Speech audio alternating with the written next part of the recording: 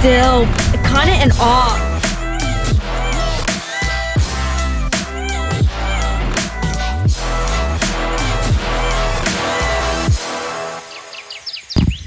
Freaking awesome.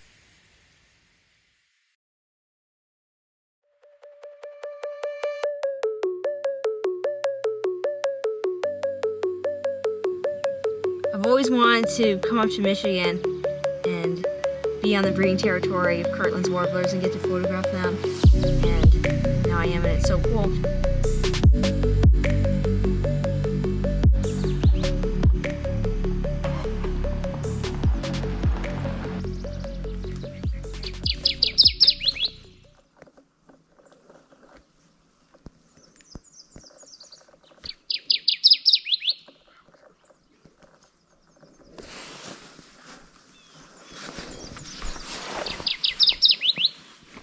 Probably the same one from last night.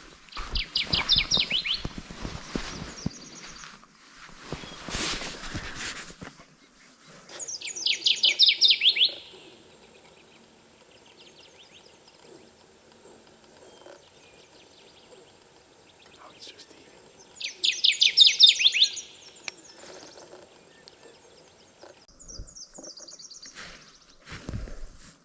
Where did he just go?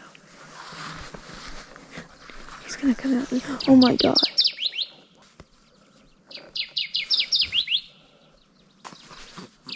Oh my god, there he is.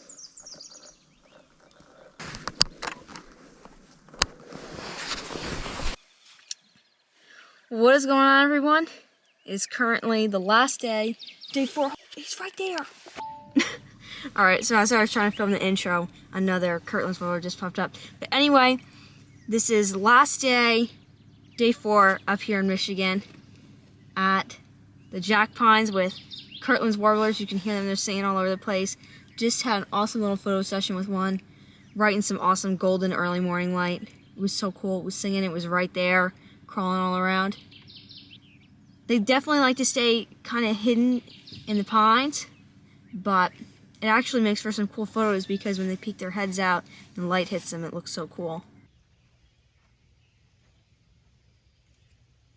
So we're back here at the cabin. We're just working on packing up all of our stuff because now we're heading home.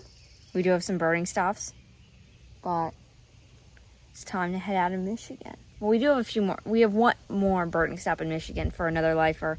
If the trip home goes well, I should have 2 lifers. 2 more lifers, that is.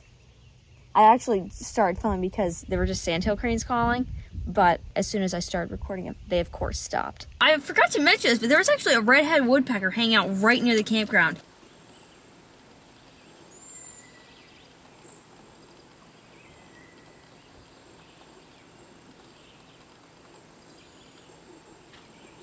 Somebody had suet out. I don't know if it was one or the other. There's like a lot of RVs as well as like cabins at this spot. So I don't know if somebody put that out or if the cabin place put it out. But there was a red-headed woodpecker. It wasn't actually going to the suet feeder, but it was hanging around there. So my guess is it probably went there at some point. But that was really cool to see it just chilling around there. Lighting at that point was pretty bad for photography, but got a little video of that. But I forgot to mention that. That was just really cool. Right? Common yellowthroat, we have made it to the yellow-headed blackbird spot. Looking around for him, there's lots of red wings around. I don't really know exactly the exact location of where the yellow-headed blackbirds are. This is just a basic pin of the area. This isn't to any actual yellow-headed blackbird, so anywhere in here.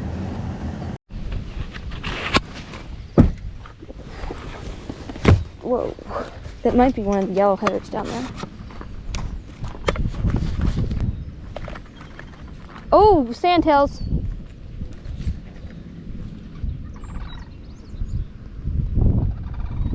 Looks like all wingers though. I don't see any yellow-headeds yet. Well, let's keep going. See, here's the thing. I don't really know where here. I just know here. Yeah, let's keep going to the back. Stop. Yeah, that's one right there. We could probably get out. Yeah, getting out is a good idea. I'm gonna try to get out slowly.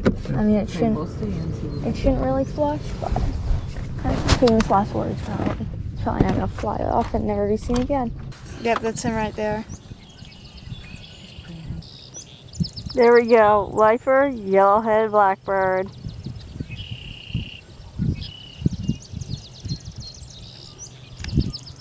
The blackbird's gone. Blackbird's gone? Yeah. Oh, I'm glad that we got that.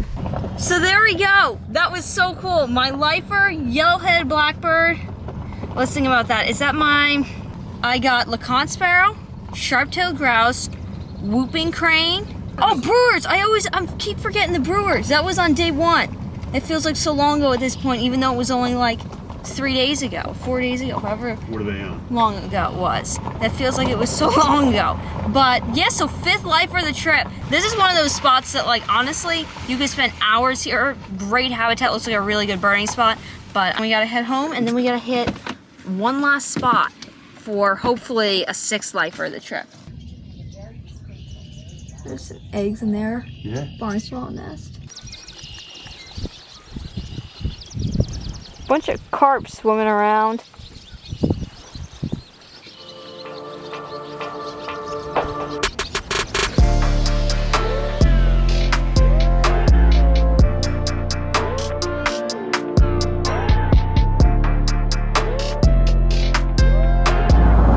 There we go. Just crossed over into Ohio. So we're officially out of Michigan, just crossed into Ohio. Michigan was awesome, so much good stuff there, and ending out my time in Michigan with my lifer yellowhead blackbird was just really like a great way to end out my time there. But the trip is not done yet. One last birding stop before we head back home, and that is for Eurasian collared dove, which is actually an invasive species, but I've never seen one before, and it's kind of en route, so I figured why not. We're about an hour away from that spot now, and it's right near Lake Erie. So that's another cool thing. So on this trip, I've seen Lake Superior, Lake Michigan, Lake Huron, or Huron, I'm not quite sure how to pronounce that. And after this stop, I've seen Lake Erie. So there will only be one Great Lake left that I haven't seen yet, and that's Lake Ontario. And I actually really want to go there to fish at some point, so I will definitely see that Great Lake. Hopefully some point soon in the next few years. That's actually really cool. It is a nice picture. Nice. So this is actually pretty cool. We were driving to the Eurasian collared dove spot. You can leave it on, it doesn't matter. And we passed the McGee Marsh boardwalk, or the McGee Marsh Bird Observatory. McGee Marsh is known as a great spot in the spring. Warblers everywhere. This is the spot where there is the biggest week of American birding. Snake. Oh, what kind of snake was that? Did it go away? Is it still there? About. Where, on the road? Yes. I don't see him. I think it's, oh, there it is. I don't know. I think that was a racer. Anyway, McGee Marsh, really well-known spot where there's the whole biggest week of American birding festival. And we were just passing, so we figured, you know what? Let's just drive through it and just like say that we've been there because it's really cool. Right in here, there's a, is it in my eyeball? It's not in my eyeball or yet. There's just a bug. There's a prothonotary warbler right in here. Let's see if it'll go. Maybe not. Protho. I wonder if I go back for my camera. It's right in there.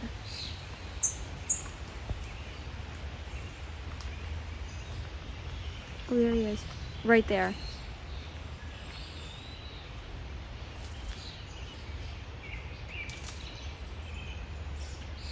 Is it like on the ground? Wow, it's like right there.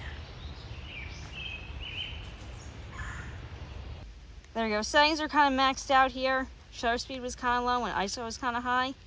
And he was moving around a lot. But got some shots of the prothonotary.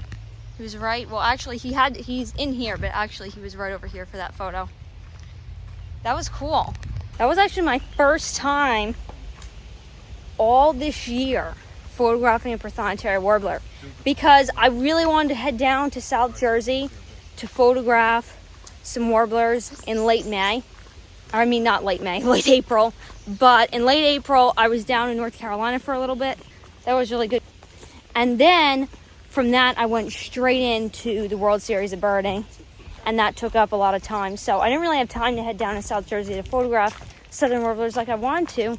So it's kind of cool that I happened to come across a prothonotary here in Ohio, which I didn't even really, like, I know that there were prothonotaries here in migration, but I didn't even really realize that they bred here. So that's awesome. And there's the sign, McGee Marsh Walking Trail. Wait, which way are we looking here? I'm trying to turn us around. No, This is Sandusky Bay. And this is Lake Erie. All right. The I maps guess of- Erie's like on the other side of that. Yeah, Sandusky Bay's on the right, All Erie right. on the left. So, yeah, I got all twisted Guys up because the fishing. map is a little wrong. But I count that. There we go. That's Erie. Yeah, there. Oh, yeah, there it is. Yeah, All the way out there. I'm counting that. 4 out of 5 Great Lakes. So cool. In 2 miles, take the exit onto State. Chimney swifts. Yeah, I heard. Don't see anything in the building. I don't see anything on the tower. Stop. It's on the wire. The one right. Let's freaking go. 6th lifer of the trip, Eurasian collared dove.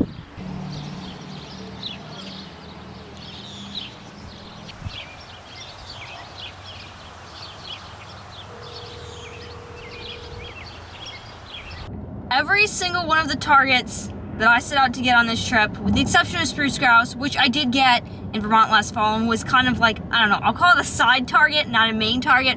All of my main targets of the trip, I've now have gotten. So I got 6 lifers, starting with whooping crane, ending with Eurasian collared dove, and in between getting LeConte sparrow, sharp-tailed grouse, brewer's blackbird, and yellow-headed blackbird. And then, of course, the bird that wasn't a lifer, but was one of my main targets, Kirtland's warbler. That was just incredible. And some really good photo opportunities of some of the birds. And of course, getting other cool wildlife along the way, like black bear, fox squirrel, black squirrel, and getting to fish the Ausable River right at Lake Huron, catching my lifer freshwater drum, and some other cool fish too. Now it's time to just head home, drive straight through. 7 hours and 40 minutes. We're still not gonna get home until almost 12 o'clock. But just a really awesome trip. Really tough trip. Lots of late nights with the sun not setting until like 9:30, and then even after that being able to shoot even later, and then sun rising a little after 5:30 and getting up at 4 every day. But it was well worth it for the shots and the birds that I was able to get. That's a wrap of the Michigan trip. Aside from that, I didn't really have much else to say, so thanks so much for watching. Hope you enjoyed this whole little series of Michigan, and I'll see you next time.